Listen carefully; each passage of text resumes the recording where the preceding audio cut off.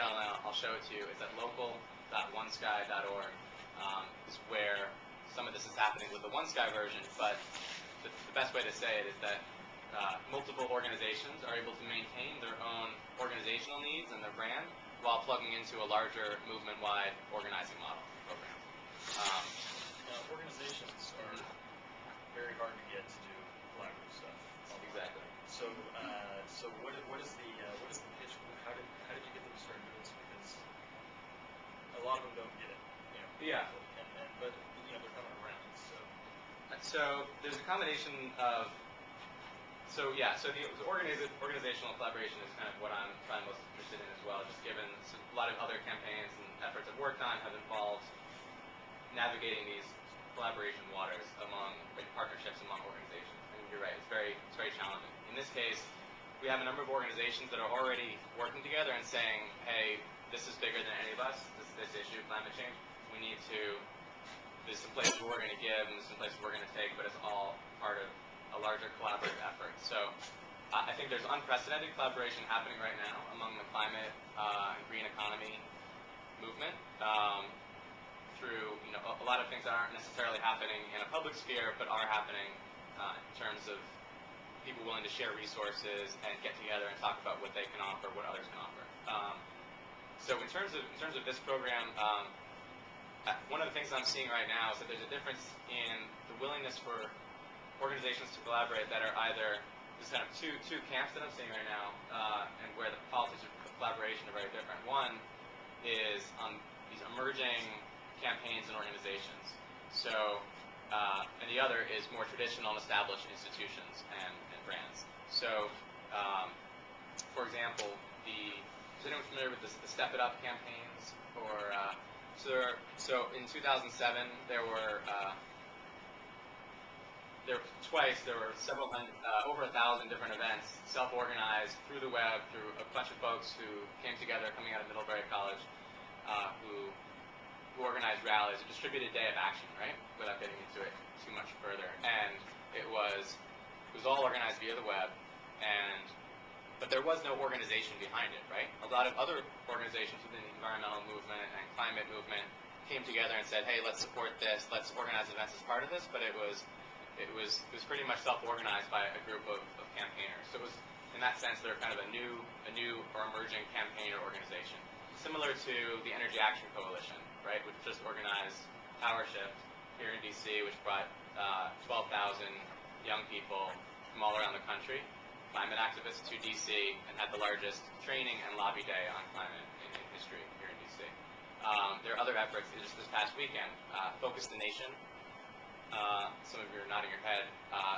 Again, an organization that's more of a campaign that emerged in the last few years, organizing town hall events in congressional districts across the country to invite members of Congress and local legislators to campuses for town halls or teach-ins to talk about climate. So there's a handful of other groups like this, and the 350 campaign as well, and I put OneSky in this camp of these kind of emerging organizations that are less tied to a long history of institution building, that are way more willing to collaborate, and perhaps they have less to lose, but they're also coming at it from an internet perspective, a lot more of kind of a millennial influence, I think, which is more open to, I think, more broad-based collaboration.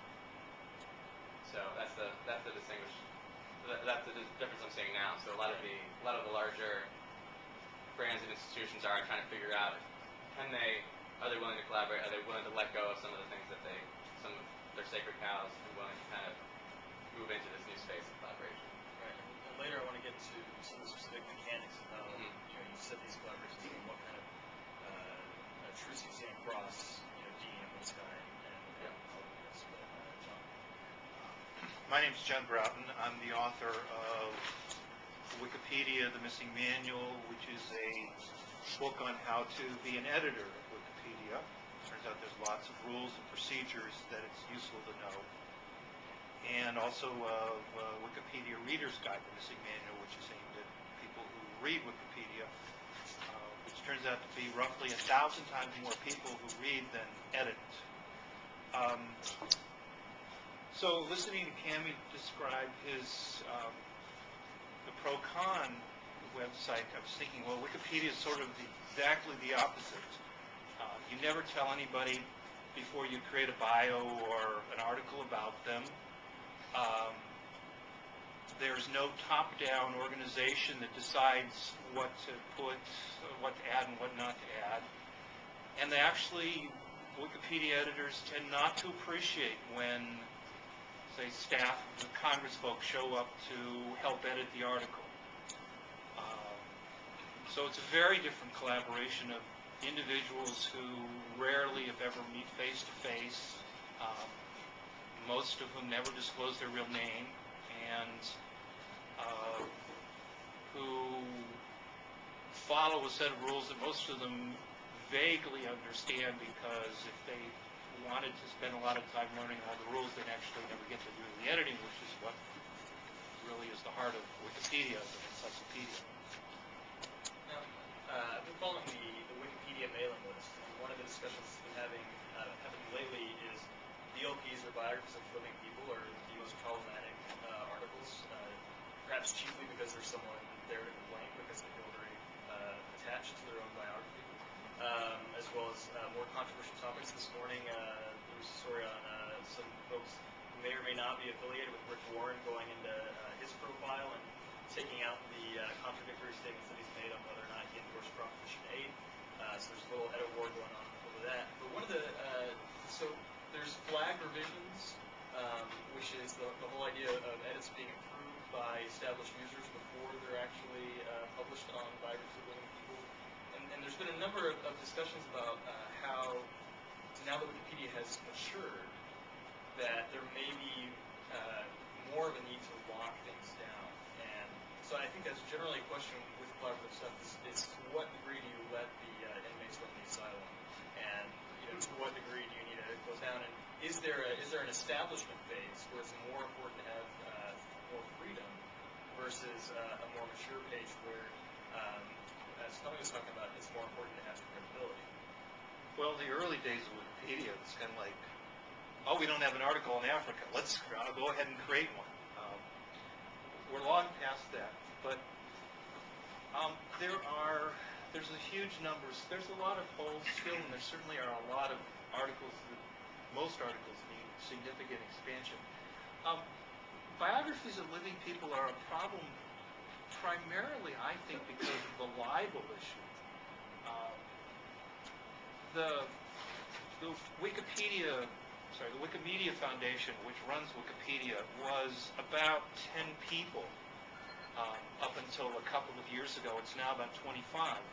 But that's not just for the English language version of Wikipedia. That's for 200-plus language versions of Wikipedia, plus a bunch of other sister projects, Wikidictionary, Wikiversity, and so on. And their primary concern as a foundation is basically not to get sued, lose all their money, and have to close the place down.